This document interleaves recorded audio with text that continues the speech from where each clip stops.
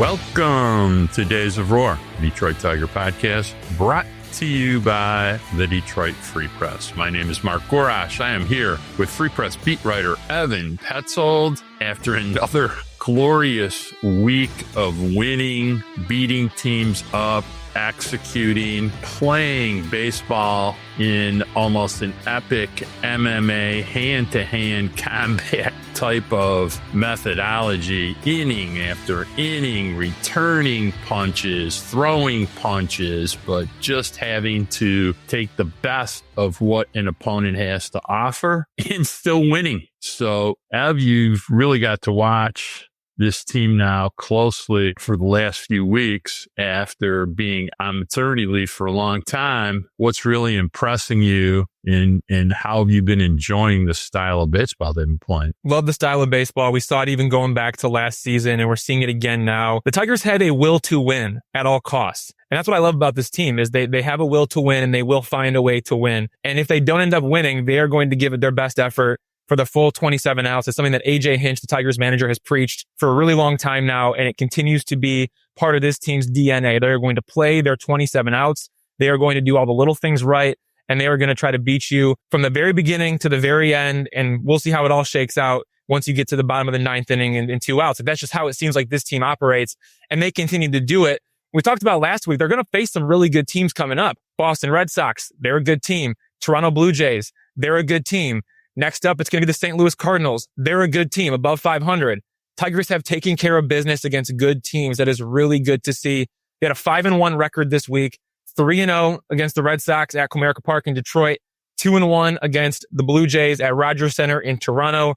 The Tigers swept the Red Sox. It was 14-2 on Monday, 10-9 on Tuesday, and 6-5 on Wednesday. Those games, Tuesday and Wednesday, they were classics. I would love a Tigers-Red Sox matchup in the postseason. And then the Tigers played 3 more one-run games in Toronto. They won 5-4 on Friday. They lost 2-1 on Saturday. And they won 3-2 on Sunday. So you got 5 of 6 games decided by 1 run this week. And the Tigers won 4 of the 5 one-run games. That is exactly what this team is built to do, winning those one-run games, getting the job done when it's close in crunch time. And like you mentioned, they're taking haymakers, they're returning haymakers, they're delivering them. The Tigers are a really good team, and they are built to win games this way.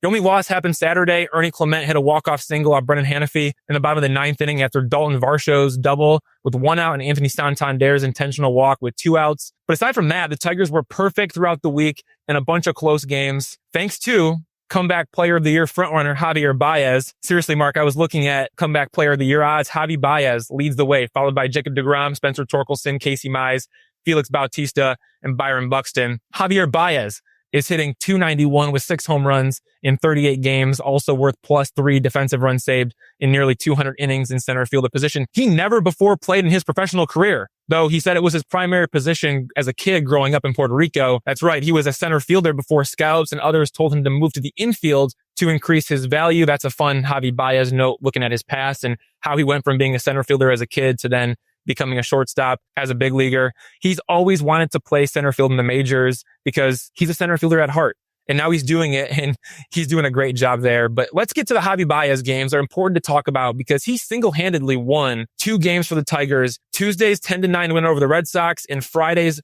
5-4 win over the Blue Jays. Let's start with Tuesday. That was the official Javier Báez game. Shout out to Tigers TV voice Jason Benetti, friend of the podcast, coining the label, quote, the year of Javy, end quote. I like that. So the year of Javy, it officially takes off in the bottom of the 11th inning Tuesday with the Tigers down 9-7. Not too long ago, Bo Brisky allows a 2-run home run to Kristen Campbell, one of my favorite prospects, for a 2-run deficit. Then Javy Báez comes up to the plate in the bottom of the 11th with runners on the corner. He hits a first pitch sweeper at the bottom of the strike zone for a 3-run walk-off home run to left field for a 10-9 win. He does the Manny Ramirez, throwing his arms up in the air. Then he, flicks his bat, trots around the bases. It was a beautiful scene. But let's not forget that 5 innings earlier, in the 6th inning, Javy Báez hit another 3-run home run on a slider at the bottom of the strike zone. That 3-run homer flipped the scoreboard from 4-3 Red Sox to 6-4 Tigers. So a 2-homer game for Javy Bayz on Tuesday,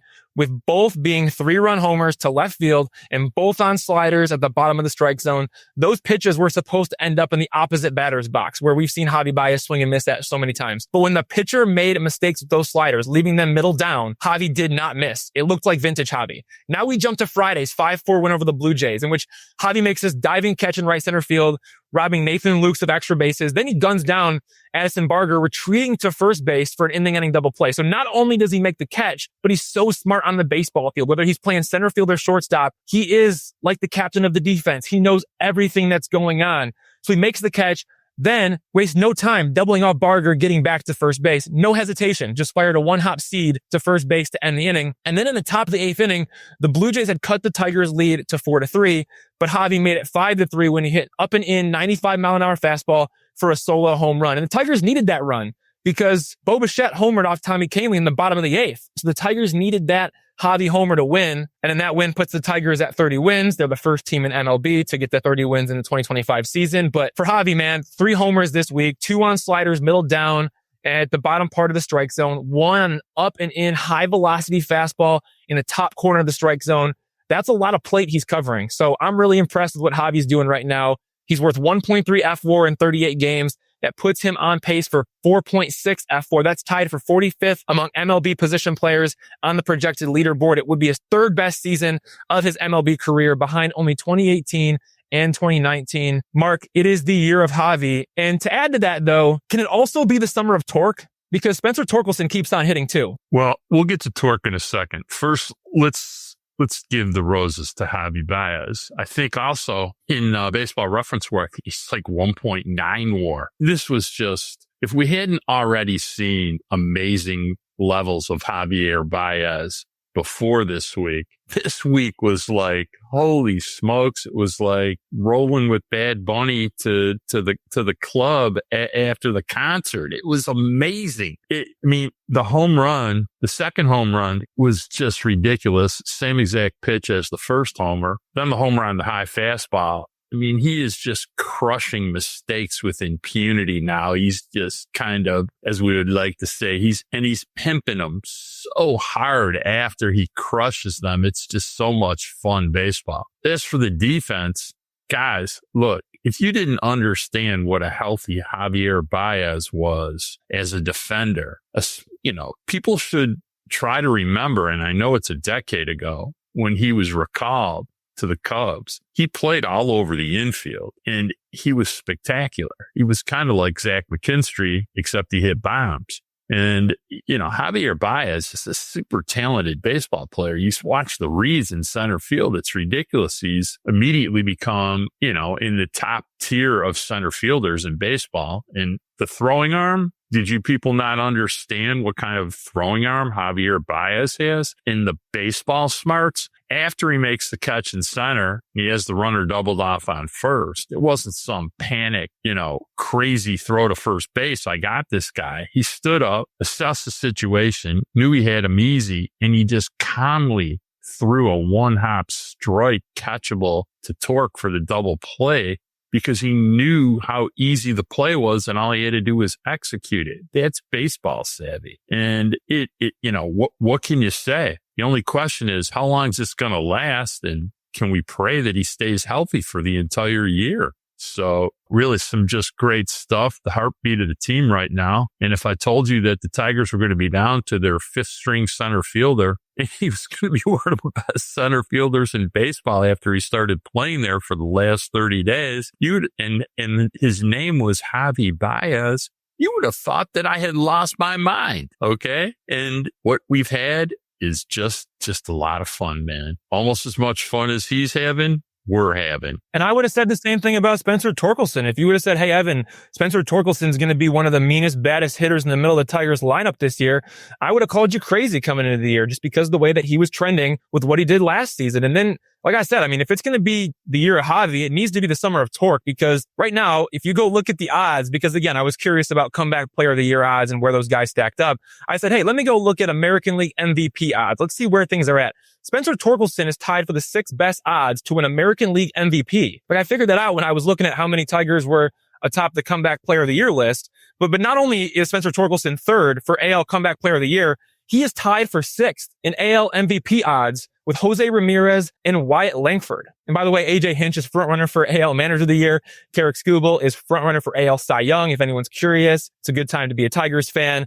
But let's make this the summer of Tork, because he just won't stop hitting. Spencer Torkelson is hitting .244 with 12 home runs and 38 RBIs and a career high .885 OPS in 46 games. That puts him on pace. Listen to this. Spencer Torkelson is on pace for 41 home runs and 131 RBIs. I repeat, Spencer Torkelson is on pace for 41 home runs and 131 RBIs. Let's dig into that. At least 41 home runs and at least 131 RBIs. No one in baseball did that in 2021. Only Aaron Judge and Pete Alonso did that in 2022. Only Matt Olson did that in 2023. Only Aaron Judge did that in 2024. So there's your list of 41 home runs, 131 RBIs in the past 4 seasons. Aaron Judge twice, Pete Alonso once, and Matt Olson once. And Spencer Torkelson is tracking to join that group. Yes, there's a lot of season left to be played, but that is the direction in which he is trending. And every time you think Spencer Torkelson is about to revert back to his old ways, he finds a way to produce. He was hitting 178 in a 21-game stretch from April 13th to May 4th. Since then, he's hitting 275 in 11 games. Here's what stands out. His swing is on time. He's making hard contact again. He's drawing walks at the highest rate of his career, and he's hitting mistakes. Yes, he is punishing fastballs. And while, again, the best strategy for opposing pitchers is probably to throw spin down and away, if you make a mistake throwing spin down and away and you hang it, he's going to bang it. He can show that he can jump on that hanging breaking ball for damage. So he's covering a lot of pitches in a lot of parts of the zone. And that goes back to him having this new athletic stance in the batter's box where you just see him more hunched over, more aggressive, more ready to hit. He looks like a hitter in the batter's box. He looks like an athlete. He doesn't look like a robot anymore. He doesn't have the same old groove swing. He can go get pitches in different parts of the zone and do different things with them. It's really impressive. And then you supplement that with his swing being on time. When you put those two things together, athletic in the batter's box and a swing that's on time, you get the summer of Tork. On pace for 41 home runs and 131 RBIs. He is looking like Pete Alonso out here right now. It's so impressive to see. And if we're going to talk about the year of Javy, it's time to call it the summer of Tork. Oh, it is the summer of Tork. And just to let everybody know, when I was on maternity leave, about the time he was getting ready to come back, we were talking about Spencer Torkelson. He's texting me a little bit and he says, Tork's like hitting 175 in the last 65 at bats. What the heck is this? Is it over? Is that it? And I was like, don't think so, man. Still on time. You knew. And, more importantly, I think this weekend, if you ever wanted to understand the difference in Spencer Torkelson in a big picture sense, and I have no idea how long this will last. I have no idea if it will be permanent in next year. But if you watch the approach, he used to be pull side happy. It was really the only go-to that he had. Okay. That is no longer the case, people. If you did not watch him just torch baseballs to right center field this weekend, absolute bombs. You want to throw me high fastball away? I'm going to punish your ass. You want to throw me spin down that I can reach? I'm going to punish it. And he just went away, and he was just hitting bombs. He's on time, ready to go with a plan, taking lunch money. And it's just game after game after game after game. Who produced all the offense yesterday? Spencer damn Torkelson. Okay. And the swings were there. And, the lineup for the Detroit Tigers now just has so much depth. We're talking about Spencer Torkelson, and I looked at the numbers for May. Where do you think Spencer Torkelson ranks in WRC plus for the Tigers for the month of May, Evan Petzold? Probably somewhere in the middle of the pack because everyone's hot. Number 7. And he has a 139 WRC plus with 14 RBI and 4 home runs. He is the 7th highest WRC plus on the Detroit Tigers in the month of May. We know who number 1 is, right? Number 1, Riley Green. But number 2, do you know who number 2 is, Ev, in WRC plus? I have a sneaky suspicion it's Trey Sweeney. It is Colt Keith at 179. Trey Sweeney at 140 is number 6. So the Tigers have 7, 8. How about Dylan Dingler at 136 WRC plus is number 8 in the Tigers lineup. So, all right, let's get to the big two. Question one of the big two. Will the Tigers stay in first place in the American League Central for the rest of the 2025 season? Because suddenly the AL Central looks like a gauntlet. You got the Twins have now won 36 games in a row. Or really 13 games in a row. You're going to talk to our guest from the Twins beat writer, Bobby Nightengale Jr. a little later about that. But the Indians also playing well. KC playing well. Bobby Witt Jr., I think number 3 in WAR, just like last year. And guess what? All trailing your Detroit Tigers. When you play as well as these other 3 teams are playing and not able to catch up, it's pretty interesting. So let me repeat it. Will the Tigers stay in first place for the rest of the 2025 season? And talk to me about the AL Central, Ab. To answer the question right off the bat, yes, I think the Tigers will stay in first place for the rest of the 2025 season. So yes, that means I think the Tigers will win the AL Central for the first time since 2014. Look, I'm always skeptical. I think skepticism is an outstanding tool for critical thinking, as long as it doesn't lead to too much negativity. And that's kind of where I'm at. So while I was skeptical about the Tigers coming into the season, and look, I thought they had the upside to be a good team, but I certainly wasn't banking on them to parlay their 31-11 run last year into a 31-16 record this year. And I can sit here on May 19th and tell you it's real. Like, I was skeptical coming into the season, but now after looking at what they've done, not only last year, but also this year as well, this is real. The Tigers are 31-16 for first place in the AL Central. They're 5 games ahead of the Minnesota Twins, 5.5 games ahead of the Cleveland Guardians, and 5.5 games ahead of the Kansas City Royals. The Tigers are on pace for 106 wins. Do we have any reason to believe that's not going to happen at this point? Because if 100 wins ends up being the reality, which is what this team is on pace for, which is what they've been doing since, last August, then this team's going to stay in first place all season and win the division if they're going to get to 100 wins. Like, that is just where this thing is trending. Now, I want to give credit where credit is due, because the Twins, the Guardians, and the Royals, they're playing good baseball. I think Cleveland is going to fall off, but then again, I always say that and they never fall off. But you have the Minnesota Twins and the Kansas City Royals. Those teams can freaking pitch. Starting rotation, Royals are 3rd, Tigers are 5th, Twins are 6th in MLB. Bullpen, Twins are 3rd, Tigers are 4th, Royals are 6th in MLB. Again, the Twins and the Royals, they can pitch, and that alone will help them keep up with the Tigers in the AL Central. And from there, it's all about offense. And that's where the big separator is right now, which has been such a big surprise. I don't think anyone thought the Tigers offense was going to be one of the best offenses in baseball, whereas the Twins are near the middle of the pack and the Royals are near the bottom of the pack.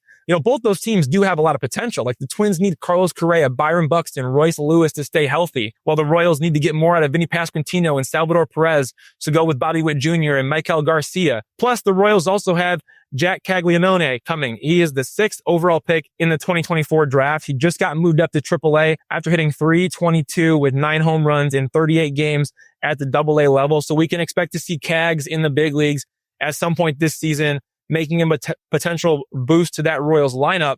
But look, I don't know, the Royals and the Twins, they have enough firepower on offense and they have enough pitching to compete with the Tigers. The Royals have Bobby Witt Jr., the best position player in the division. The Twins have Byron Buxton, Carlos Correa, Royce Lewis. When healthy, that can rival the trio of Kerry Carpenter, Riley Green, Spencer Torkelson. So we'll see how it all shakes out, but the AL Central couldn't be in a better place right now. You have 4 teams with more than 25 wins. Only the National League West with the Dodgers, Padres, Giants, and Diamondbacks can stay the same. But to get back to the question, I think the Tigers will remain as the leaders in the AL Central for the rest of the season. Mark, we have 115 games remaining. Do you agree or disagree with me on that? I think I agree 100%. I think the 27-out Tigers have the culture, the mindset, and the players to execute their strategy. I mean, when you look at the players individually, you may not feel that way, but when you look at them as the sum of the parts, the synergy, the culture, it's pretty amazing. I'm looking at the team ERAs for the entire season. 2nd in baseball, KC, 307. 3rd in baseball, Minnesota, 320. 4th in baseball, Detroit Tigers, 321. You start asking yourself, why are these teams winning? That's why. So look at a bullpen like the Twins bullpen. You look at, Griffin Jacks and, Duran. Holy smokes. They're really good. Do I think the Twins can keep playing like this if their players stay healthy? And by the way, not to be mean about it, because Byron Buxton is just a dude. What a dude. But when's the last time Byron Buxton stayed healthy? I mean, I think maybe when he was 16 years old.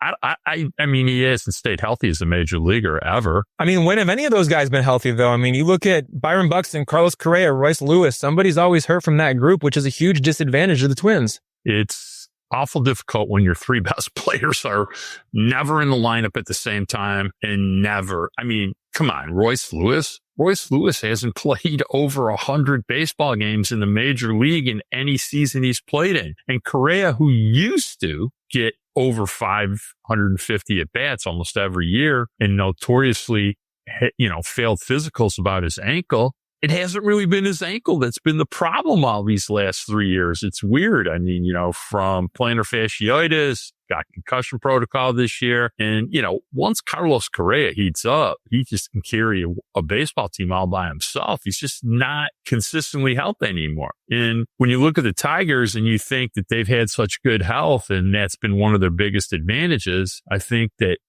people are forgetting the straw that stirred the drink. Parker Meadows has not had an at-bat. Matt Verling, one of their important culture players and a solid right-handed bat, especially when he's hitting down in the lineup, not an at-bat this year. So, come on, they signed a $15 million starting pitcher. It's very possible he doesn't throw an inning this year. Come on, the Tigers have had their share of injuries. They just found ways to play over it. So you talk about a team, look, these other AL Central teams have played absolutely tremendous baseball. They've pitched their asses off. They're still trailing the Tigers at 31-16, 31-13 after the first series of the year where they lost and got swept by the LA Dodgers. 31-13 is a 700 plus winning percentage for 44 games. Come on, man. They've played lots of good. You look at the AL East and how difficult it was to play these series. How competitive was Toronto? You don't even know more than 5 players on Toronto anymore. Look at the bullpen they kept rolling out. They kept rolling out these 5'3" left-handed slurve throwers, and they didn't give up anything for the entire weekend. Boston, we walked to the diamond and it was like a slap fight for 15, every inning. It was like, it was crazy. It was like a weird comedy movie. In the meantime, 5-1 for the week. When we played the Yankees, did we take the series? Heck yeah, we took the series. The only team we haven't, the team we got to go play is Tampa Bay. And that should be no fun because Kevin Cash is probably the only manager equivalent in tactics and style of play to AJ Hinch. The bottom line is, you can talk about schedule all you want. You like to talk about who we're going to go play. And I'll say what I said last week when you brought it up. I never worry about who we're playing. I only worry about how we're playing. It doesn't matter if you're playing good teams or not. You saw them play good teams this week. They were 5-1. They just execute their game better than the opponent executes their game. So it's been a revelation to watch, Evan. And I don't see it letting up. I think the one thing that I want to tip my hat to Scott Harris about that we haven't really had to discuss too much yet, a little bit because of the injuries, but there's depth behind what they have now. There's some arms. Do they need a leverage bullpen arm somewhere down the road? Probably yes. 100% yes. I tweeted about that. But they have starting pitching depth. Cater Montero is, eating up a lot of innings for them that they needed. Competitive most of the time. Tragic. Never. And, like I said, they've had great performances. I mean, look, what regular has performed at the lowest WRC plus for the month this month for the Tigers? Zach McKinstry, a 57 WRC plus. Yet you watch him play. You don't really notice that he's stopped hitting. You watch him play third base yesterday. How good was that? Holy smokes, man. I mean, this is an average looking defense when Zach McKinstry plays third base. It's when Javy and Zach McKinstry have played third base. A notorious worry of any baseball analyst in the offseason looking at the Detroit Tigers. And you watch how these two guys have played third base this year defensively. Holy smokes, it's like Gold Glove third base from McKinstry and Baez when they played there this year. Who had that down on their, analysis for the coming 2025 season? Nobody. So all kinds of subtle places that impact winning. The Tigers have had performances that nobody could have ever thought of in the offseason. All right. Let's get to question 2, the big 2. What's the impact of Jake Rogers and Matt Verling returning this week? I'm thinking tonight. And what's the latest on Parker Meadows? Yeah, tonight is a little bit premature, but yes, Jake Rogers and Matt Verling are expected to return to the Tigers this week. They have been on rehab assignment with AAA Toledo. Jake Rogers has been sidelined since April 8th with a left oblique tightness. Matt Verling has been sidelined since February 23rd with a right shoulder strain, specifically a strained rotator cuff muscle in his right shoulder. Both guys are about ready to come off the injured list and return to the Tigers. I wouldn't be surprised if Jake Rogers comes back Tuesday for Tarik Skubal's start versus St. Louis Cardinals at Busch Stadium. As for Vierling, I expect him to return Thursday when the Tigers begin a 4-game series against the Cleveland Guardians at Comerica Park. If it's not Thursday, then Vierling has to return by Sunday because position players are allowed just 20 days on rehab assignment. For Vierling, 20 days would be Sunday, but I think we will see him in the lineup for Thursday's game against the Guardians. I do not expect him to be there in St. Louis with the team, at least not in the first 2 days. Maybe he comes in and shows up for, that Wednesday series finale, but I think at that point, it'd rather be Thursday. That makes a lot more sense. The reason why it's taken Vierling so long is the Tigers have wanted him to use his arm on different types of throws from multiple positions. So that's right field, center field, and third base. And until he gets the game reps that he needs at each of those positions, he won't be finally cleared to come back. So far, he's done right field and center field, so you can check those boxes. He still needs more action at third base. He's only played 7 innings at third base on his 9-game rehab assignment. So I think he will start at third base both Tuesday and Wednesday for the Mud Hens. And as long as everything goes well, he will return to his multi-positional role with the Tigers on Thursday for that series opener against the Guardians. That seems like how it's going to go on paper, but we'll see what actually happens. And then as for the fallout from all of this, Jake Rogers probably replaces Tomas Nido because I doubt the Tigers want to carry 3 catchers. So that brings the Tigers back to their opening day catching tandem of Jake Rogers and Dylan Dingler. The big difference is Dingler may have surpassed Rogers on the depth chart as the number 1 catcher over the past month plus. Dylan Dingler is hitting .286 with 4 home runs in 34 games, spanning 131 plate appearances, also contributing +3 defensive runs saved in more than 280 innings behind the plate. He ranks as one of the top offensive and defensive catchers in baseball. And these aren't super small sample sizes anymore. He's been able to continue to do this over a good chunk of time. Additionally, this is kind of fascinating. Tarik Skubal has performed better with Dingler than with Rogers in 2025. Remember, Jake Rogers is Skubal's personal catcher. The two of them won the AL Cy Young together in 2024. But look at the results in 2025. In 2 starts with Jake Rogers, Skubal posted a 5.91 ERA, while opponents hit .279 with an .875 OPS.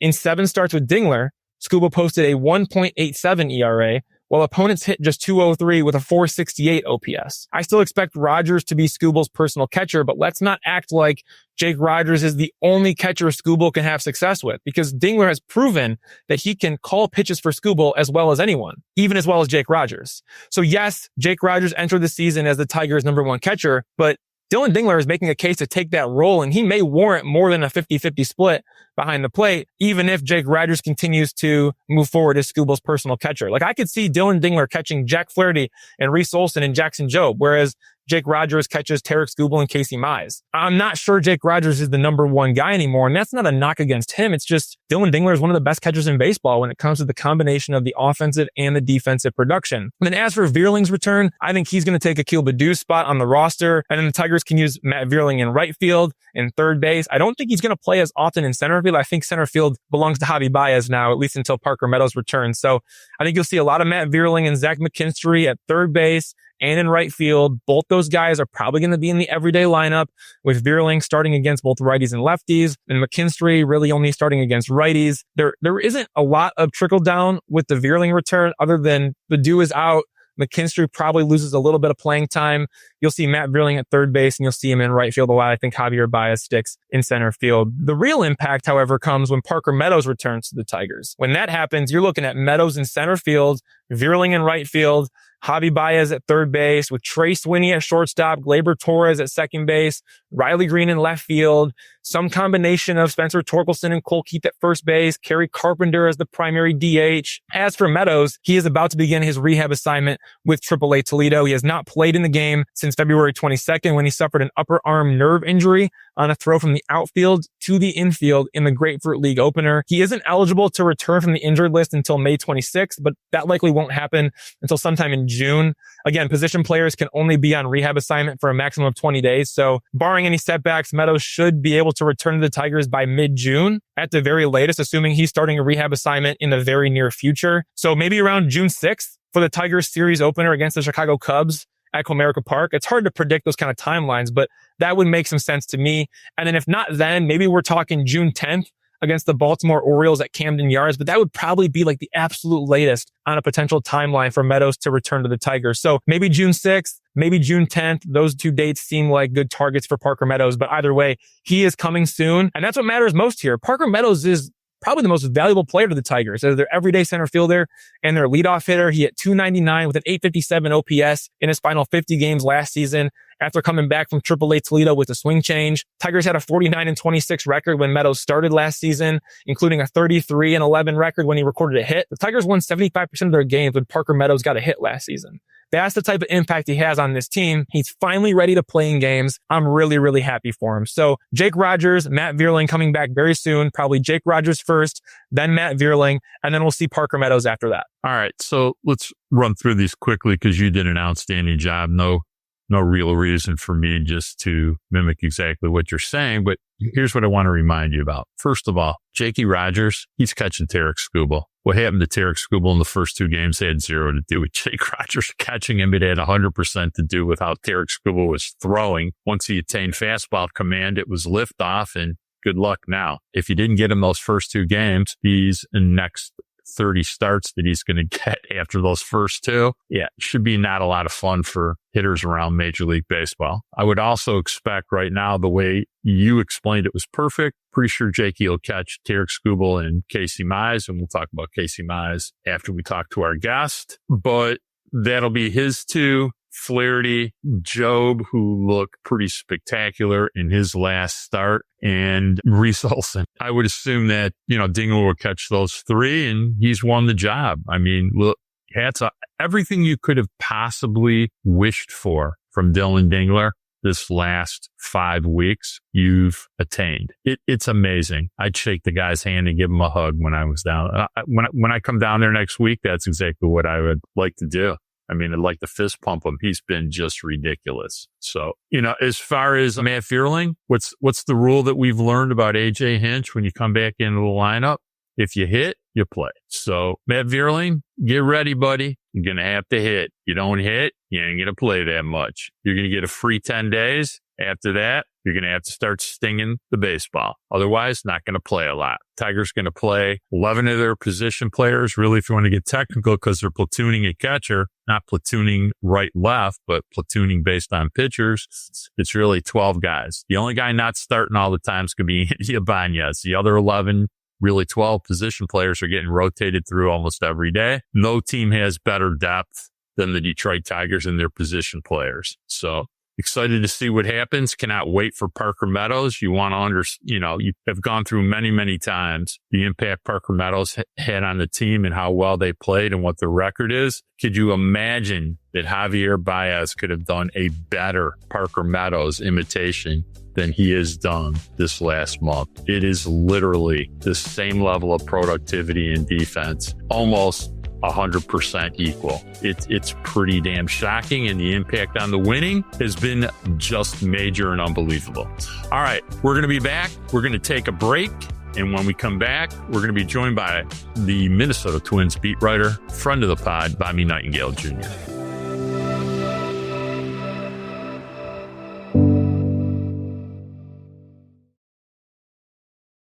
Everyone, I'd like to welcome Bobby Nightengale Jr., the Minnesota Twins beat writer for the Minnesota Star Tribune, to the Days of Roar podcast. He's been here before, and he's back with us again. We try to get every American League Central beat writer on the show a couple of times per season, so what better time than now to get Bobby? Entering Monday, May 19th, the Twins are second in the AL Central, trailing the Tigers by 5 games. Bobby, thanks for joining, and how are you doing? Yeah, doing well. Twins haven't been, this is their peak of their season, so good time to join, talk American League Central. Yeah, the Twins' winning streak finally ended at 13 wins with Sunday's loss to the Milwaukee Brewers. How did it happen? 13 wins in a row. That's pretty incredible. Yeah, I mean, it was pitching. That was the most simple way. I mean, the starting pitching's been unbelievable. The bullpen, I think, over the last 10 games has allowed 3 runs, and one of them was in extra innings. So, I mean, it's just, if they're not going to give up more than 2 or 3 runs a game, the offense doesn't really have to do all that much. And they've had some comeback wins. They've had some big homers, some guys that unexpected contributors, like Cody Clemens, former Tiger, has been one of them. But I mean, they've had some guys that kind of off the scrap heaps. They've had some injuries, survived those. Obviously, the schedule, they got 6 games against the Orioles, who suddenly this year have been playing terribly. So that worked out in their advantage. But, their pitching was really hot and they kind of rode that wave as long as they could. But kind of crazy, the American League Central, the way it was. I mean, they won 11 straight and they were still in 4th place just because Detroit's been playing so well. Kansas City was on a long streak. Cleveland was playing well. So it's one of those, they've kind of, even inside the clubhouse, they kind of joke like, how much they were winning. It still didn't really matter in the standings. Yeah, but the fact that they were winning, I mean, it did mean a lot, because if they weren't winning, I mean, imagine how much they would have fallen behind. You go back to May 2nd, the Twins were 13-20. Now they're 26-21 after winning 13 of their last 14 games. It's a long season, but did it already start to kind of feel a little bit like do or die after that slow start, especially with the way the Tigers, Guardians, and Royals continue to play? Yeah, I don't want to say like do or die, but it definitely felt like last year, they collapsed. Detroit kind of took the playoff spot from them. And Kansas City, the last 6 weeks of the 2024 season, they went 12-27, and then they'd start 7-13. So it almost felt like a continuation. Like, is this team really as bad as they were at the end of last season? They didn't really make changes. They kept Rocco Baldelli as manager. So it's kind of like, did they double down and did that backfire on them? And then the hot streak came and that kind of changed all the narratives. But they always felt like they had really good pitching. They always felt like they had a talented team. Finally had some guys healthy. Royce Lewis came back, Byron Buxton, Carlos Correa, for the most part, have been healthy this year before they had a concussion a few days ago. So, they've been healthy. And so I felt like it was one of those, like they felt like they were getting towards that point, but it was getting late early where they digging themselves a hole early. It felt like, okay, if they don't go on that streak, it could be a huge uphill battle the second half of the season. We talk about the hot streak. How about the hot seat? Rocco Baldelli, is he on it? I don't think so. I mean, he survived a collapse last year. They thought they had a 95% chance of making the playoffs and they didn't make it. I feel like if you survive that, that's pretty strong support. Now, I mean, obviously if things kept going downwards and, they're out of it in July, sure, maybe they make a change, but the front office is on the hot seat. Twins ownership is up. The team's up for sale. The ownership's been exploring a sale since last October. So, it was one of those, like, a new owner could always bring in new people they want, and that always could still happen. But it felt like, Derek Falvey, the president of baseball operations, when he backed Rocco Baldelli at the end of last season, it was like, okay, I mean, unless something drastically changes, the culture dies and players stop responding. It felt like he was as safe as they could be for a guy that, a team off to a bad start after a bad finish last year. But I'm sure there's been questions and there's been conversations and storylines and different things like that. How has Rocco Baldelli handled all of that, especially before the 13-game winning streak, when maybe some were questioning, hey, is he on the hot seat? Is he not? How did he handle that from the manager's chair? Well, I mean, they did a lot of stuff different, like spring training. They kind of pretty much revamped their whole approach. I mean, they made on-field batting practice mandatory. In the past, I mean, he's a pretty player-friendly manager. Kind of lets guys do their own thing. I felt like that changed this year, where it's more like, okay, we're doing one program and we're sticking to it. Now, obviously, they had the bad start and that kind of confused them, but like if you looked at like the Grapefruit League, their guys had the most at bats. A lot of them, guys had more, 10, 15 more at bats during spring training than they had in the past. They were making a ton of road trips. Players were even talking about like where they were playing in the 7th inning in road games, and they'd see the home team leave, the starters leave in the 4th inning. So they did change the program a lot. And I felt like Rocco's kind of stuck to that since, they did fire all the hitting coaches last year. So they have a new hitting program and that type of thing. But I felt like they felt like they made all these changes. They thought they studied things and, okay, we're going to get off to a good start. And then they didn't. And that confused everyone. But I don't feel like he's changed all his manager style too much, just based off the fact. I mean, they have had good teams in the past and, he's going to stick with the style that got them, won the division in 2023 and that type of thing. I want to go back to the 2024 season. You've already mentioned it a couple of times now. The Tigers went 31-13 in their final 44 games to clinch a spot in the postseason. But again, that would not have mattered at all if the Twins hadn't collapsed, going, like you mentioned, 12-27 in their final 39 games. Had the Twins been 500 in that stretch, not even 500, the Tigers would not have made the playoffs. So what happened that caused that collapse as you reflect back on it? Yeah, I mean, some of it was injuries. Carlos Correa missed a big stretch of that. Byron Buxton was hurt for most of it. And then it was just like no one could hit. Royce Lewis had the worst slump of his career. Down the stretch there, they'd only score 1 or 2 runs a game. It felt like if they gave up an early lead, they were toast. They had 3 rookies in the starting rotation. Joe Ryan, who's been really, really good this year, he missed the last 2 months of the season. So it felt like depth finally caught up to him pitching wise, just ran out of starters. And then the offense just went extremely cold. But, they lost a lot of games they should have won. I mean, they got beat up by the Marlins at the end of the season. And one of those must-win games, they got swept in doubleheaders in Boston. So, I mean, it felt like, they had a lot of chances to right that ship and they couldn't do it. And it felt like, at the end of the season, it felt like there were a lot of guys pointing fingers at each other, frustrated. But, the Twins opted to run it back with the same group and it feels like almost they're a closer team because of it last year, just being, not many teams go through a collapse like that and opt to keep most of the same guys around. So I do feel like that helped them during their winning streak this year, is just the kind of the closeness that they got from, the bottom pit of last year. I always thought the Twins' collapse in 2024 coincided with Joe Ryan's injury. I think that was early to mid-August. How valuable is he to the Twins' success? And do you think he is a dark horse candidate for AL Cy Young in 2025? Yeah, I mean, I think you can make the argument. I mean, Pablo Lopez is a really good, he's been the staff ace for the last 2-3 years, but Joe Ryan might have the highest upside. I mean, he doesn't walk guys, strikes out a ton of batters. Injuries have kind of been the one thing that have hurt him the past couple of years. But as you mentioned, I mean, the season sank when he got hurt. You talk to the front office guys now, and it's almost like, okay, they panicked when that happened last year. And fortunately, I mean, he had a shoulder injury. He's back this year, better than ever. Last 4 starts, he's given up 2 runs. So, I mean, you talk about a guy that could be, a game 1, game 2 starter in a postseason series, that type of level starting pitcher. I mean, he's lived up to that billing, but yeah, I mean, he's one of those guys when you lose that from the rotation, especially last year. I mean, they have some young guys that got experience last year just because out of necessity. They had to, like the 3 rookies that were in the rotation. Now that's valuable depth, but they didn't have that last year. They didn't have depth behind Joe Ryan, and that's what crushed their season. Yeah, going down the stretch last season, it was like Pablo Lopez, Bailey Ober, and then what else were you going to get from anybody else? It was almost a mystery after that Joe Ryan injury. But now you look to 2025 and you have Joe Ryan healthy. You have Pablo Lopez. You have Bailey Ober. Do you think the Twins have enough starting pitching in 2025 to make a real run and get to the playoffs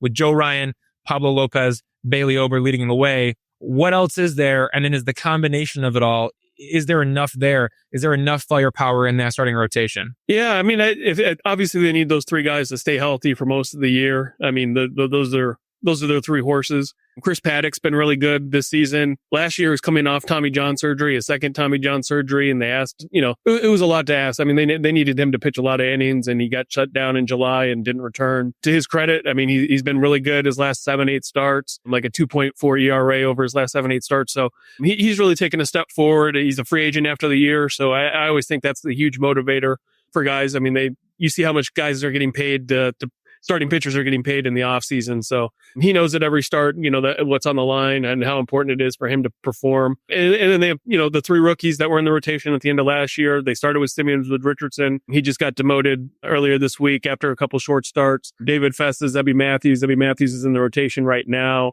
They do feel really good about their starting pitching depth. Obviously, they haven't had to deal with injuries so far yet with their starters. That could change it, something at any time. But they also have a bunch of guys that's at AAA, 2-3 starters at AAA that they feel really good about prospect wise, that they just haven't had to count on yet. And, in a normal season, the They might be the number 6, number 7 starters. Now they're like their number 9, number 10 starters. And so that makes them feel a lot more comfortable too. Zebby Matthews, Simeon Woods Richardson, David Festa. Of those 3 guys, who are you highest on when it comes to long-term potential in the rotation? Probably David Festa. I mean, he reminds me a lot of Joe Ryan. Different style pitcher, but a huge strikeout rate. If he can just limit his walks a little bit, kind of learn to pitch the 3rd time through the order, those will be big steps for him. But they're really high on his potential. I mean, he strikes out a ton of guys.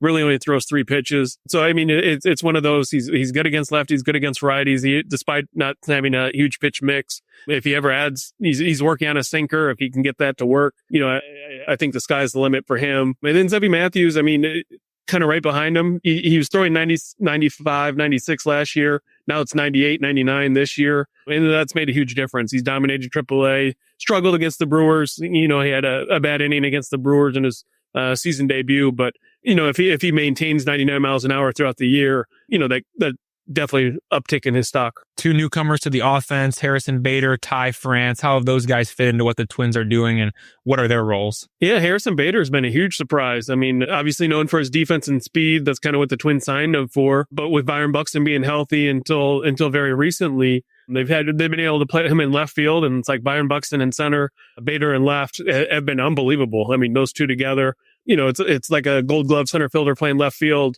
He's stolen a ton of hits this year. He's been some great catches, a lot of diving catches, almost every game. It feels like he's been a spark plug offensively, which I think was the surprise. He's turned into a guy that maybe they thought would be a platoon guy coming into the year. Now he's turned into an everyday guy. I think his on base percentage is above 350. So I mean, with his speed, and if he's getting on base regularly, that's been huge.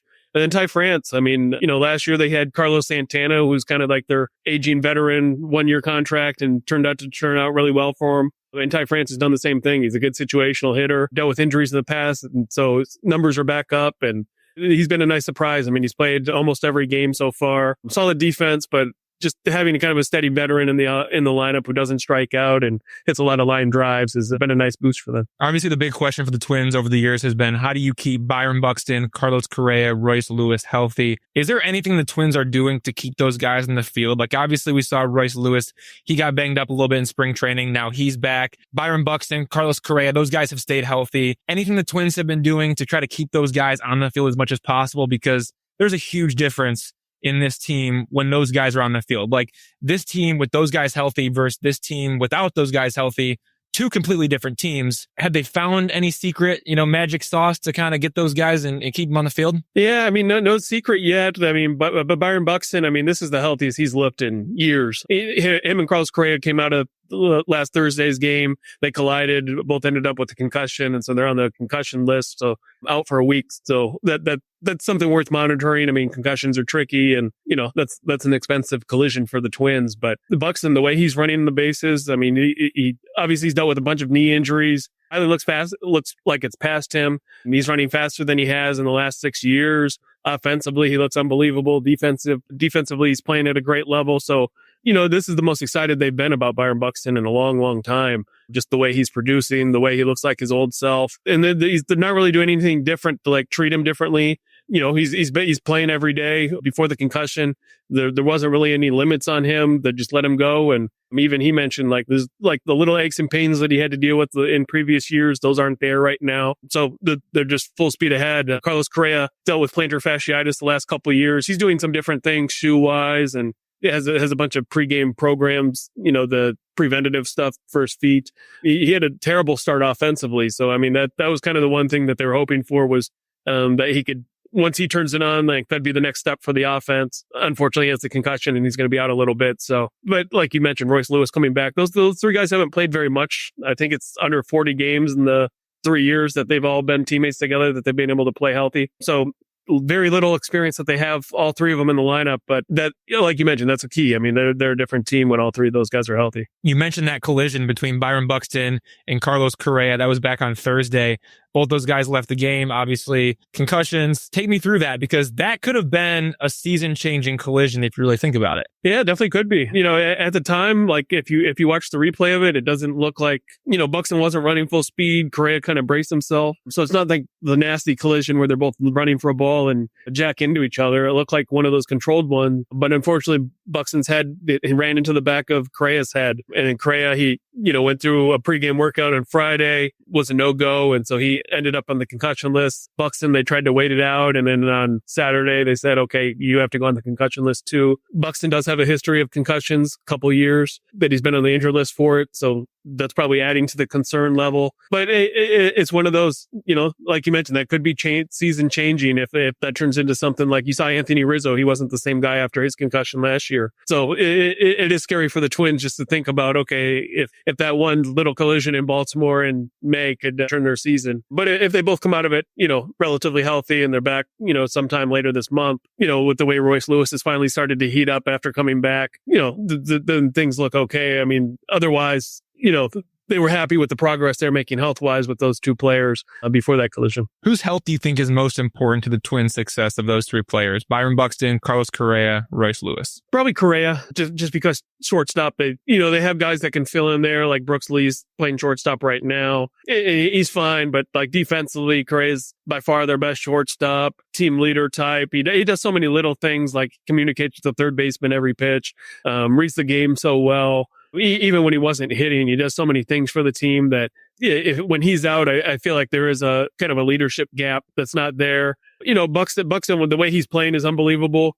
But I do feel like, you know, you sign Harrison Bader. In the past, they signed Manuel Margot, traded for Michael A. Taylor. They've always kind of braced themselves with like a backup center field option, just kind of knowing in the back of their heads, okay, we have to be prepared just in case Byron Buxton's on the injured list. That contingency, I don't feel like they have that same level of contingency with Correa. So that's probably the one that hurts them a little bit more. I'm going to throw you a curveball on Royce Lewis. Should we be worried about him? Because he is hitting 196 with 6 home runs and a 574 OPS in his last 76 games dating back to June 23rd, 2024. Now, I know he's just getting back healthy this season. I get it, but that's a span of nearly 300 plate appearances. And this was a guy that we all thought had MVP potential, and it maybe still does, but he's been pretty brutal as of late. Is there reason to be concerned with Royce Lewis at the plate? I don't think so yet. I mean, when he slumped at the end of last year, I do think he kind of wore down. It was the most games he played in a while. You know, he only played like 85 games, but, you know, with his injury history, he hasn't played more than that. He was playing every day. And I think with Buxton and Correa out, he tried to put too much on his shoulders, and that kind of led to the slump. I think everything kind of compounded on him, and he kind of collapsed underneath it. This year, I think it was one of those, you have a spring training injury. They needed him to hurry back when they were struggling. I mean, the team was maybe if they weren't 13-20, they were just barely better than that when he first came back. And then they kind of went on that big win streak. But just the timing of it was kind of like, okay, we're not going to wait for your swing to get ready in AAA on a rehab assignment. You know, as soon as your legs are under you, you're going to be back in the big league. So I feel like this is kind of his spring training. He got hurt in the middle of spring, and it was kind of like, okay, now he's got to get his at-bats back. And over the last 4 or 5 games, you can kind of see, okay, the swing's there again. The bat speed's coming back, hitting for more power again. So I do feel like, you know, obviously he had the big slump, but the big potential's there. And, you know, you can start seeing signs of it again. And it's like, okay, that's the Royce that everyone remembers, where a game-changing type player. Talk to me about Brooks Lee. 24 years old, number 8 overall pick in 2022. He's hitting 250 with 4 home runs right now. Who is this guy and what can he be? I mean, this is a guy who can play all over the infield. And like I said, he's hitting 250 in 31, 32 games for the Twins this season. Are we all in on Brooks Lee right now? Yeah, I mean, with Carlos Correa out, he's got to be the guy who steps up. He'll be their everyday shortstop right now. I think he's the one that you got to kind of figure out in terms of what is he. He was a top 100 prospect, top 10 overall pick. Dad's a college coach. So, you know, he's one of those guys that's been around the game forever, plays like a coach's kid. So, you know, the smarts are there. It's just a matter of being able to do it at the big league level. He had great numbers in the minor leagues, but there's always that big gap from AAA to the big leagues. And, you know, it's on him to kind of figure it out in terms of, you know, he came up last year, had debuted last year, had a great first couple of weeks, and then was terrible after that. And, you know, he's the first, he admits that readily. So I do think it's one of those, this is kind of his time to shine. He did a good job of it when he first came up this year, but he's also a guy who was hurt in spring training, and then he came back and kind of stabilized the infield a little bit. So 250, it doesn't stand out. I think there's a lot more in there. I think he should be a better contact hitter and kind of raise that batting average. So there is room for upside. But it is one of those, like the young guys, like, okay, the clock's ticking. This team's got to be good. And if Carlos Correa is going to miss some time, I mean, it's on him to play a little bit better. We can't talk about the Twins without talking about the bullpen. The Twins bullpen ranks 4th best in MLB. The Tigers bullpen ranks 5th best in MLB. But for the Twins, it's Johan Duran, Griffin Jax. Both those guys are nasty. But Louis Varlin, talk to me about him. He's been awesome. And I guess, why does Louis Varlin fit in the bullpen? We saw him struggle a lot as a starter, but he's really thrived out of the pen. Yeah, I mean, he's one of those guys that, as a starter, like if you look at like the first time, second time, third time through the order splits, first time he was always great, and then second time worse, and then third time really, really bad. And I know that's the way for a lot of starters, but like the way he was the first time through was really, really good. And then his stuff ticked up. Now he's a guy who throws 98, 99. He's hit 100 a couple times with a curveball that's like 90 something miles an hour, cutter that's above 90. So, I mean, it's just filthy stuff. And I don't know how he does it, but, coming from a starter background, he has the rubber arm this year. I mean, last time I looked, he was leading the league in appearances and he has no issue throwing as much as he does. So a kind of a versatile weapon for him. Could be a multi-inning guy, could be a high leverage guy with the quality of stuff that he has. So one of those guys that they like moving around because he can kind of fit in every type of situation. Lefties, righties doesn't bother him. So, it's been a good transition for him. As you mentioned, they have, the Duran and Jax in the back, the big dogs in the back. So that allows them kind of the opportunity to be like, we have some guys with really good stuff. And fortunately for them, they don't have to pitch in the 8th, 9th inning. Those guys can be in the 6th and 7th. I need you to update us on some ex-Tigers. What is going on with Willie Castro, an all-star last season? And how about the Twins picking up Cody Clemens? Yeah, Cody Clemens has been unbelievable. During their 13-game win streak, he hit 2 go-ahead 3-run homers. So he's kind of turned into like, the guy no one knew about, but fan favorite now. He's playing a ton. He plays versatile defense, infield, outfield. So turned himself into a nice pickup. I mean, he's crushing the ball. This past weekend in Milwaukee, I think his average exit velocity in the 3 games was like 103, 104 miles an hour. So, I mean, everything he hits he's smoking the ball. The Twins always talk, the Twins keep saying like, we knew he was a good hitter and they're impressed with his defensive versatility, but they couldn't have expected how well he's been hitting. First time he's become like a regular guy in the lineup just because of injuries. I mean, he's making the most of it. Willie Castro, as you mentioned, an all-star last year, had a slow start, then an oblique injury. He's back now and then fell the ball off his knee the other day. So he's been sidelined the last couple of days. Just really hasn't gotten to a rhythm. Obviously a guy, can be a spark plug, good speed guy, a free agent at the end of the year. So also a lot for him to play for. But, he hasn't had quite the same impact as he did last year, but also a guy that just because of his defensive versatility, just because he can play everywhere around the field, such a big part of what they do. They make a ton of moves in games, pinch hitting and otherwise, just because they know they can move Willie from, anywhere in the outfield to infield. Before we get you out of here, I want you to give me one reason why you think the Twins can win the American League Central. They're 5 games back of the Tigers right now. We got 4 months to go into the playoffs. Give me one reason why the Twins can win the AL Central. Yeah, I think it's the starting pitching. Obviously, they had a 34 inning scoreless streak during their win streak. It's not going to stay at that level. They're not going to be perfect. But I do think, Pablo Lopez, Joe Ryan, Bailey Ober is one of the better 3 in baseball. They don't have that the Tarek Skubal type ace, that clear cut number 1. But I think, if Bailey Ober is your number 3, I think that's better than a lot of teams' others 3s. Chris Paddock, if he keeps pitching the way he is, he's been really, really good. And then, the number 5 spot, whether that's Simeons with Richardson, David Fester, Zebby Matthews, that's a high upside spot.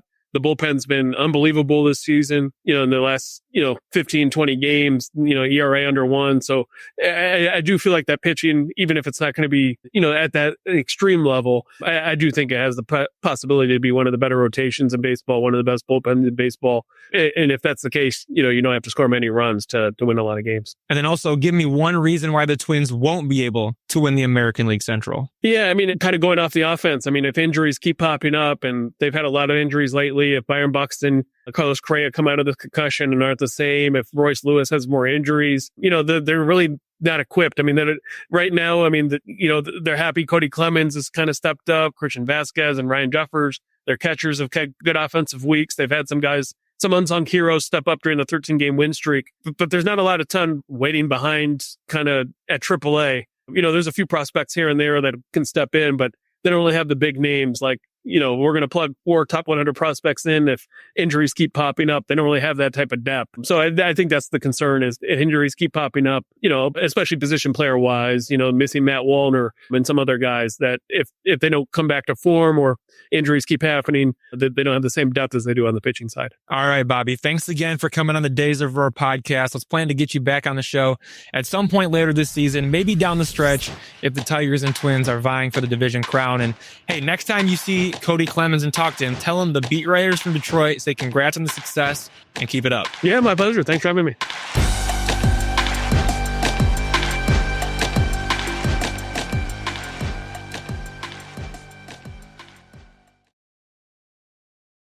We're back, everyone. That was Bobby Nightingale Jr. Always a treat to have him on. The Minnesota Twins, they won 13 games in a row until that streak came to a halt on Sunday. But they're playing great baseball. Mark, let's transition back into the Tigers. There are 2 months until the trade deadline. But again, this is everyone's favorite question. What do you think the Tigers need to acquire before 6 p.m. on July 31st to make this team not only a good team, but a great team that's capable of winning the World Series? And not to say that they can't do that with the group they have now, because they have certainly shown that they can beat anybody with the group they have now. But if you wanted to say, how can they get a little bit better? How can they take that next step to really solidify themselves? What do the Tigers need to do before 6 p.m. on July 31st, the 2025 trade deadline? I think it's a great question. And I spent a lot of the last 10 days watching, for the first time all year, a lot of other teams play each other, not just playing the Detroit Tigers. What did I learn by watching so much baseball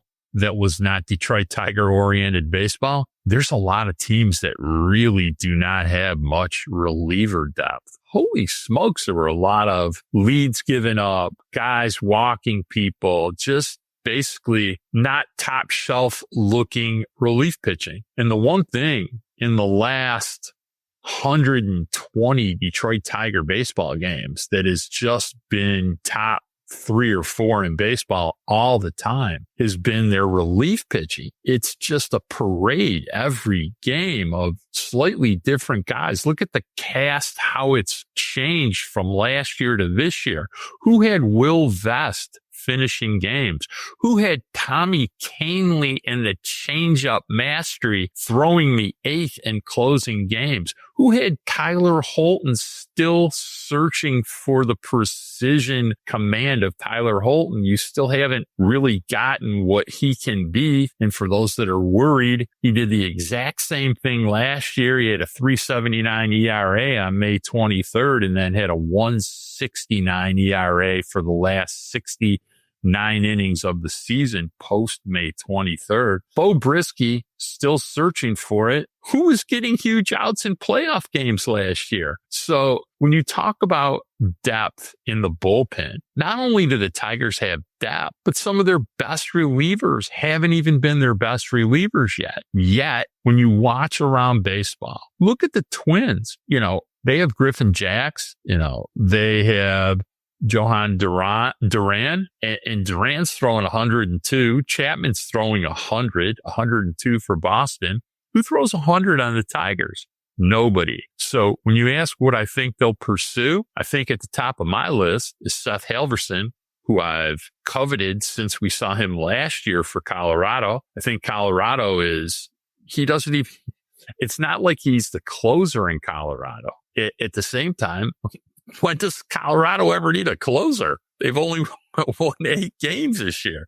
So do I think he's available? Hell yes. They need position players really bad. The question will be, will he be the kind of player that Scott Harris is willing to trade potential position player starters that somebody like Colorado needs? The other guy who I think you have to admit that they should be looking at would be a guy like Felix Bautista in Baltimore. Baltimore is terrible. They are terrible. Elias is on the verge of getting fired. They just fired their manager yesterday. So do I think Bautista is somebody that's going to be dealt? Yeah, it's probably a pretty decent chance that he will be. And that should be a guy the Tigers are looking at. He's really, really good.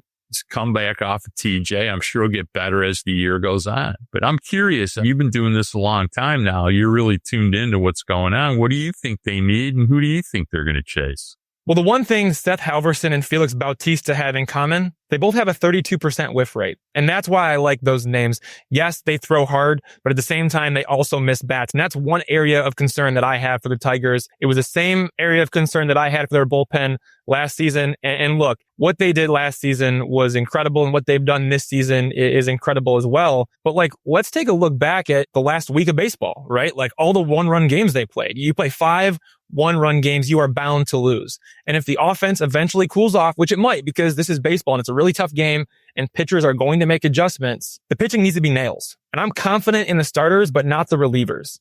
Like, so many of those guys are pitch to contact. Like, I was concerned about this at the end of last season. I'm concerned about it now. Tigers relievers do not miss enough bats. Here's the data. Tigers relievers ranked 29th in baseball with a 23% whiff rate. 29th in baseball whiff rate for the Tigers relievers. That is going to come back to haunt them at some point. They do a great job of suppressing damage with their pitch shapes and their pitch locations, like Sean Gunther and Brendan Hanafy with their sinkers. But eventually, ball and play comes back to bite you, as it did in Saturday's loss when Ernie Clement walked off Brendan Hanafy by just slapping a sinker the other way for an RBI single to end the game. Like, in that situation, you would love to have a bat misser in the game, as opposed to somebody who's going to give up some soft contact. Again, pitching to contact is great and it works, but I would really like the Tigers to have a legit swing and miss reliever. I thought they were getting that in Tommy Kahnle, but if you go to Baseball Savant, go look at Tommy Kahnle's page, the changeup whiff rate is down significantly from where it was last season. He is not missing bats with his changeup as much as he was last season. Therefore, the whiff rate as a whole is down because he throws that pitch like 80% of the time. So his changeup is not missing as many bats as I would like it to miss. Will Vest, yes, he misses some bats, but not at the same rate as guys like Seth Halverson or Felix Bautista. I mean, those guys are 32% whiff rate. That's insane. The Tigers don't have anybody like that in their bullpen. Nobody.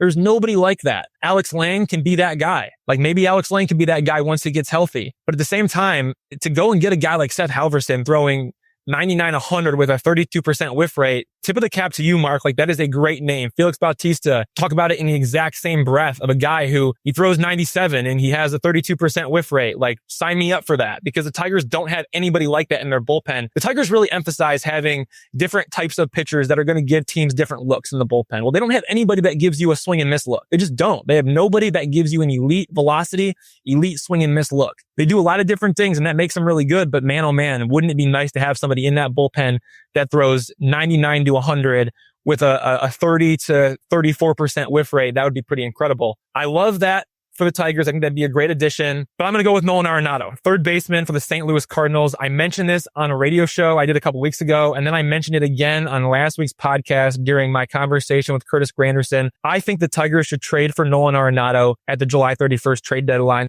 And I think the Cardinals, whether they're in contention or not, would be willing to part ways with him, especially after spending all last offseason trying to trade him. You know, the front office leadership's transitioning from John Mozeliak to Chaim Bloom after the 2025 season. So getting rid of Nolan Arenado's contract kind of makes sense as a priority for the Cardinals, regardless of what their record is at the trade deadline.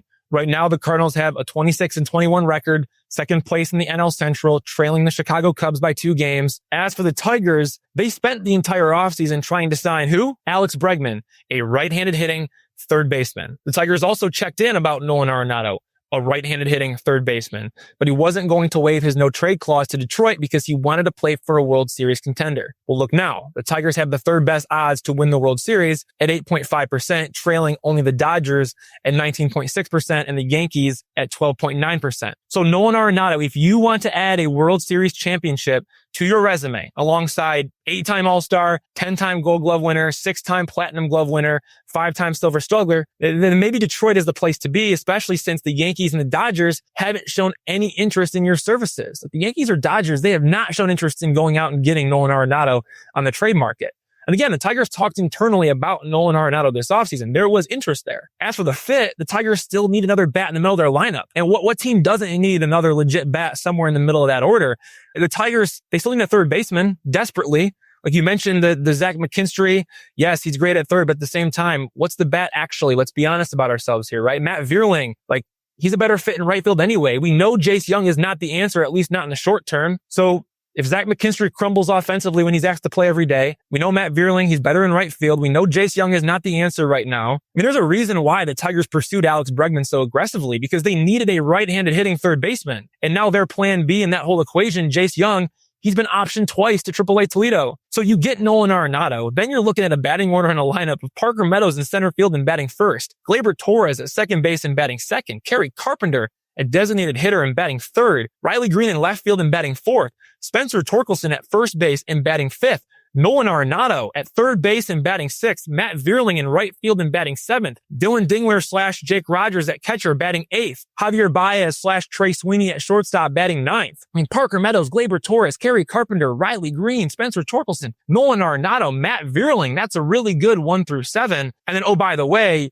you still got Dylan Dingler. You still got Trey Sweeney. You got Javier Báez, Colt Keith, Zach McKinstry, Jake Rogers on the bench. Like, come on now. And for anybody wondering about Nolan Arenado's production, he's hitting 247, 4 home runs, 17 walks, 21 strikeouts in 43 games. Also worth +4 defensive runs saved at third base. He rarely strikes out. He doesn't really whiff. He draws walks at an above average rate. He still is not hitting the ball extremely hard. So that is one red flag. But if the Cardinals eat some of that contract, to me, it makes too much sense considering the Tigers have already told us that they need a right-handed hitting third baseman by their pursuit of Alex Bregman. Like when they went out and they pursued Alex Bregman so aggressively, that told me and the rest of the fan base, everybody, the Tigers really needed a third baseman and they needed a right-handed hitting third baseman. That is exactly what Nolan Arenado is. So for that to happen, I don't know, man. The Cardinals, maybe they have to eat a good portion of that contract. He's owed $42 million across the 2026 and 2027 seasons, with his old team, the Colorado Rockies, paying for $5 million of that. So it's really $37 million for the next 2 seasons. Maybe the Cardinals pay down $13 million of that, and the Tigers send a decent prospect the other way, and it's basically Kenta Maeda's contract all over again. I know that's pretty deep into the weeds, but I do think Nolan Arenado could be the missing piece that the Tigers really need, expanding their lineup even further. I got bad news for you, new daddy, Nolan Arenado. Boo. That ain't happening. 0 chance. They're not taking on a contract they might have to eat starting next year. Too old, lost bat speed, decent defensively. Would you do it for a ring? Would you do it for a ring? Would you do it for the first World Series championship since 1984? If I thought he was an upgrade and helping them get a ring, I'd say absolutely. The problem is he's not. He's not an upgrade. Having Baez and McKinstry play third base is essentially having Nolan Arenado without the monetary risk or the asset, expenditure. So I don't think there's any position players coming Detroit Tigers way that they're going to be adding. Do I think they're adding bullpen? 100%. Absolutely. Those are the guys you're going to spend prospects on. So, that's the fun of having a podcast with Evan Petzold. We get to disagree. So I don't think Nolan Arenado is even in the discussion of what's going on upstairs right now between you and I. I mean, Mark, he's been worth 1.1 F4 so far this season. And then if you look at what Nolan Arenado's projected to do, when you take a look at, the projected leaderboard and where things could be headed based on his current performance, Nolan Arenado is a guy who could put up good WAR. Like he could be somebody over the course of the entire season that can really, really help the Tigers. I understand that you're not maybe as high on him, and I understand that, but are you really going to bank on Zach McKinstry and Javy Bayz to keep doing their thing? Especially Zach McKinstry. He has 1 good month this season, and he's already used it up. So Nolan Arenado on pace for 3.8 F4. 1.1 right now, but on pace for 3.8 F4. So if you're talking about adding to this team, I don't know why you're not looking in that direction. Especially when you consider they need a third baseman. They still need a third baseman. Not really. Like you can makeshift, mix and match. What's so bad about having Zach McKinstry and Javy Bayz coming off the bench? Not better than what you have. And I still think we'll see when we get there. We got 2 months to go, so we'll see when we get there. You want to block signing Alex Bregman in 2026? I'm just curious. I don't know, man. It's going to be pretty expensive once he opts out. Yeah. Okay.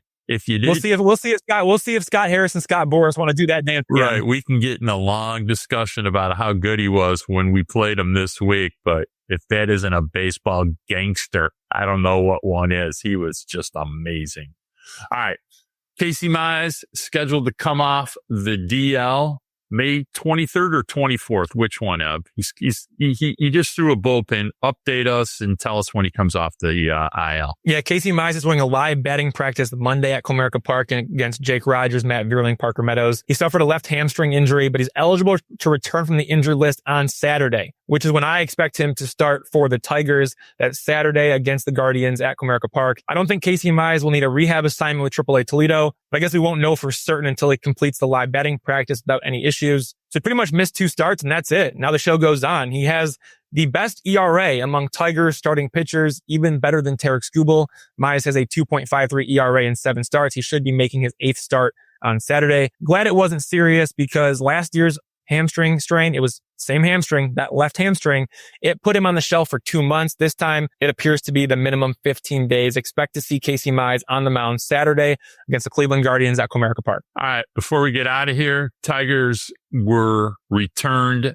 Gage Workman had a slight detour, played with both Chicago teams this year. Couldn't seem to stick in the major leagues. Interesting player, very much in the Harris Hinch puppet master type of player. Saw he played center field in Toledo yesterday. Can play more than a passable shortstop, a very good third base, has power, can draw a walk, a total huge amount of swing and miss. And you do worry that could not stick with the Chicago White Sox, but back in the Tiger farm system, give me a fast 30 seconds on Gage Workman. Yeah, couldn't stick with the Chicago White Sox. Let's not forget, he hadn't even played at the AAA level to that point. So the Tigers lost Gage Workman to the Cubs in the Rule 5 draft because the Tigers did not protect him by putting him on the 40-man roster. Then Workman made the Cubs opening day roster. He lasted just 9 games before the Cubs put him on waivers. Then the Chicago White Sox picked him up. He only made it 3 games with the White Sox before he once again landed on waivers. Then he cleared waivers. And then as the Rule 5 process goes, he was offered back to the Tigers, and the Tigers, of course, accepted him back. That's how the Rule 5 draft process works. That's how you can bounce around different teams and then ultimately return to the team that lost you initially. For example, if the Tigers had decided to cut Akil Baddoo back in 2021, when he was a Rule 5 draft pick, he would have been offered back to the Minnesota Twins, but not before he would have cleared waivers. The Tigers, though, kept Baddoo for the entire 2021 season. That's why he remains in the organization. As for Workman, he is a switch hitter who stopped hitting right-handed and is a full-time left-handed hitter now. Ditching the right-handed swing, help him cut down on the strikeouts, but it's still pretty out of control from a strikeout standpoint. But he did hit 280 with 19 home runs, 65 walks, and then the 153 strikeouts across 126 games in AA Erie last season. He's now in AAA Toledo after playing 12 MLB games with the Cubs and White Sox. We'll see how he progresses. He does a lot of things well. He has some power. He steals bases. He draws walks. He plays above average defense at shortstop and third base. And he just added center field to his resume, doing so for the first time in his career in Sunday's game with the Mud Hens. So a lot to like about Gage Workman, but he's got to cut down on the strikeouts if he wants to make an impact at the MLB level. That might be his kryptonite long term. But if the Tigers are done with Ryan Kreidler, and I think they are done with Ryan Kreidler, I don't think we're going to see Ryan Kreidler in the big leagues anymore. But if they need a Kreidler-like player to come up to the big leagues and fill a utility role, maybe Gage Workman gets the opportunity, especially now that he has MLB experience. Yeah, we'll have to wait and see on that. I'm not so sure we're going to see Jace Young too much anymore either. I think that he's more trade bait than play bait. It's time to get out of here. The Magic Man, Robin Chan, is probably just looking at the two of us because we have made this podcast run so long this week that it might be next week. So I want to remind everybody to rate, share, and subscribe wherever you listen to podcasts, Apple, Spotify, Amazon, especially YouTube. You can always find us embedded within any Evan Petzold article at thefreep.com. I'd like to thank the editor of the Free Press, Nicole Avery Nichols, the Magic Man, Robin Chan, my amazing grandsons who did a spectacular job of singing me happy birthday on Saturday. Shout out to new mommy, Savannah Petzold, who's probably really doing all the work there. Although I know that Evan Petzold has been coming home and doing daddy duty after he works the beat and in the locker room. Hopefully he's taking a shower before he handles that little boy. And until next week, peace.